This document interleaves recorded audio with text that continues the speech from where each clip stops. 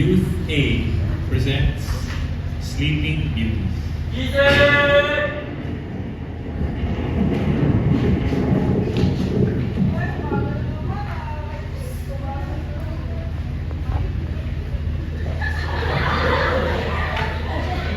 Ay, yung cellphone ko po. Wait na, kunin ko ang cellphone ko. Baka nag-chat na yung GM ko. Ay, tatawagan mo na nga. Hello, love? Kumain ka na ba? Ay, okay, kumain ka na akong gano'n. Ay, nasa school ka na pala. Sige, pupunta na ako dyan. Late na rin kasi ako eh. Maligo lang ako.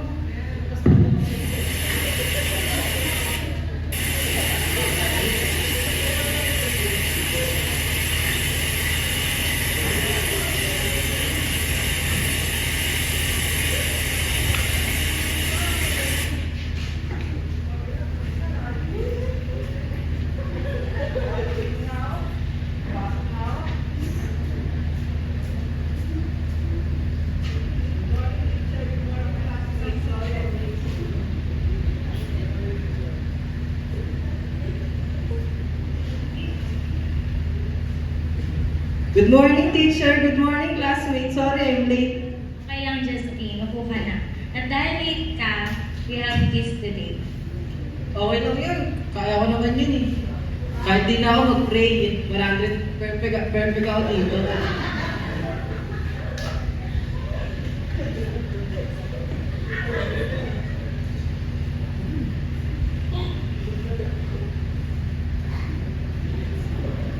Ma'am, dala po.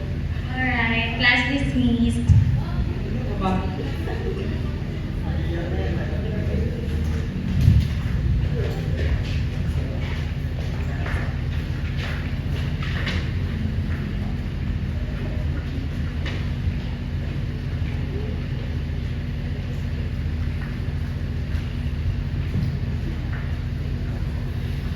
Uwi na. Nakatok na ako. Uwi na naman.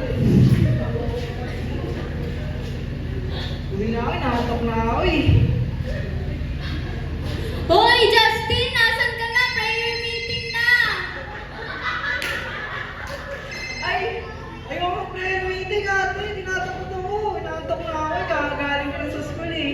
Anong sinasabi mo dyan? Halika na! Mag-prayer meeting na tayo! Ano ba yan? Sige na nga. Pakainis.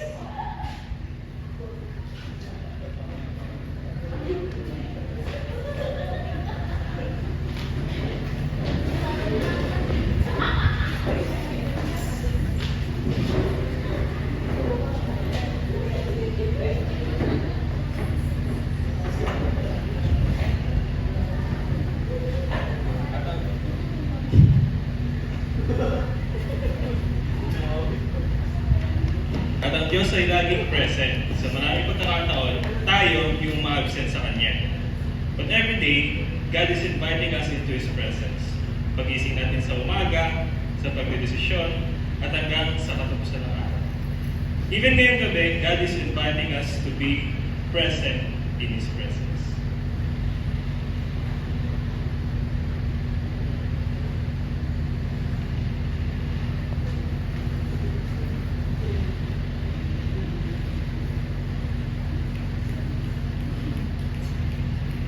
May nagyan ng laro oh.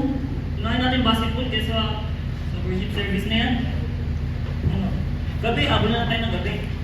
Hindi, dapat atin tayo, worship at gospel. Gusto laro? Gusto laro? Ayaw atin worship. Aray ko! Sa'yo ba nanggaling yan? Nakita kita dun. Nagbabago na nga ni... Tama! A person with discernment knows what is right and what is almost right. Wala namang mali sa pagbabasketball, pero Sunday is for the Lord, and ayun ang tama. Natauhan ako sa sinabi ni Pastor sa prayer meeting ah. Panginoon, patawarin niyo po ako. Kasi kahit nandito po kayo sa tabi ko, hindi ko po kayo pinapakinaramdaman. Panginoon, patawarin niyo rin po ako dahil pagkagising ko, diretso ko po ako ng cellphone, hindi po ako nananalangin sa inyo, Panginoon. Sa pagtulog ko po, sa pagkain ko po, Panginoon, hindi po ako nananalangin. Panginoon, tulungan niyo ako maging aware sa blessings niyo, Panginoon. Simula po ngayon, Panginoon, lagi na po ako mananalangin at magtitiwala sa inyo. Ito lang po ang aking dalangin sa pangalan ni Jesus. Amen.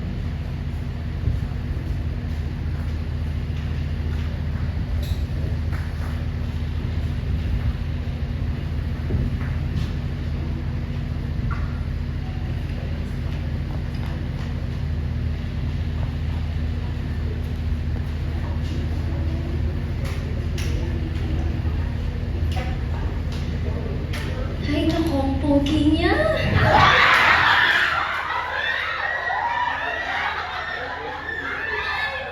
Uy, Ate Chang! Ate Chang! May chika ako kasi ayun, may nanligaw sa akin. Ano talaga? Oo.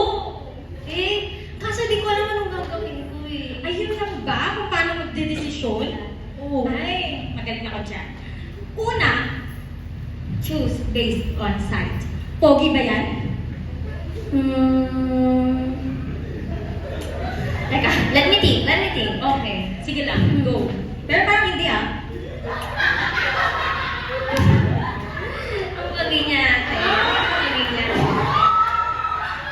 kung ganun take ko, basta pogi, pwede na yan. Alam mo ba, iisipin mo, kung pangit yan, ang dami yun ang problema, problemahin pa yung mukha niya. Sabagay. Isip, okay. Number 2. Choose based on feelings.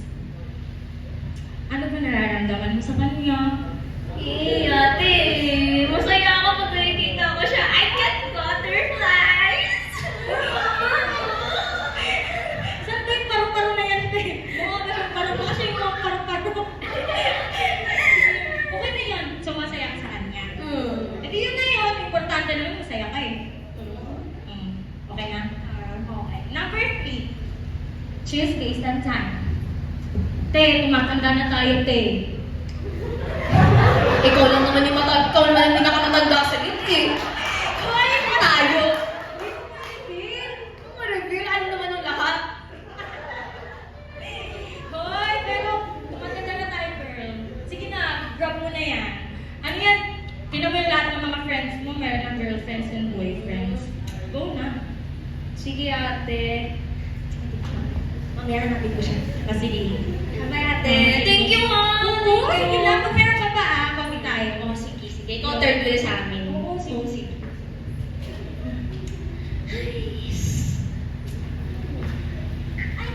Ay, sorry, ate. Hello, ate. Kamusta ka na? Okay lang naman. Ikaw ba? Okay lang ito. Maganda pa rin. Oo, blooming ka. Oo, blooming talaga. Eh, kamusta ka na? Okay na nga. Ulit. Ay, sorry naman. Ay, di mo pa katalan. Kamusta ako? Kamusta ako? Tinanong kita sa talaga naman. Ano ulit? Mukhang blooming ka. Mukhang may nagtatalibong ng puso mo. Ayun nga, meron nga. Sige mo na. Sige. Okay. Meron kasi nanliligaw sa akin. Di ko alam gagawin. Di ko alam yung gagawin ko. Kinausap ko na yung kaibigan ko, si Ate Jam. Sabi niya, okay lang naman daw. Di ko alam.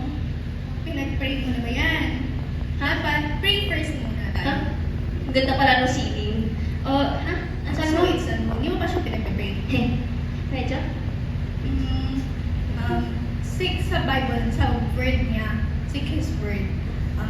Sabi sa 2 Corinthians 6:14, huwag makikipamatok sa mananampalataya. And next is, seek counsel tayo. Ay, tama yan, nanghingi ka ng advice sa mga ate mo, pwede na naman sa mga adults dito sa church kasi marami silang experience sa love at sa iba pang bagay. And add ko lang, alam mo ba yung wisdom of delay? Yung sinabi ni Pastor Jun, na pag may pagdidesisyonan ko, may decide ka, dapat mag-pray muna tayo. Ganun ba, ate? Sige, thank you, Thank you, ate. Sige, see you around.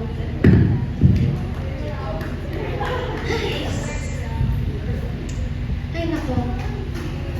Ano ba naman yan? Nakakalito. Sabi ni Ate Jam, okay lang naman daw. Masaya naman ako. Pogi naman siya. Sabi naman ni Ate May, hindi raw kasi do not equally yoked with an unbeliever. Ay, ano bang counsel ang susundan ko?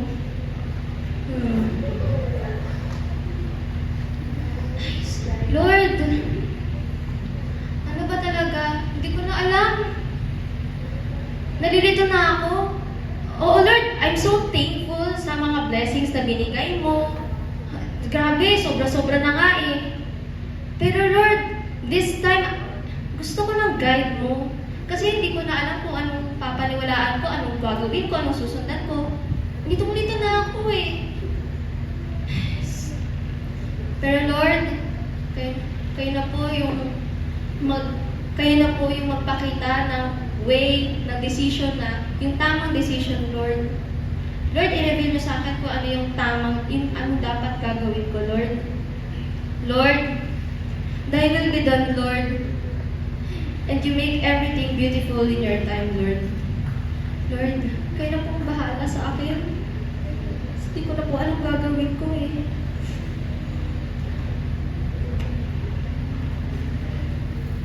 Awareness, discernment, at decisiveness. Pagiging aware sa kanyang presensya, pag-unawa sa mali ang tama at pagdedesisyon na sinasangguni sa Panginoon. Kristyano tayo sapagkat tayo ay na kay Kristo. Natutulog pa ba sila ang ating mga pagkatao? Pwede natin itong hingin sa Panginoon. Ngayon, may kaalaman na tayo, oras na para gisingin ang ating sleeping beauties.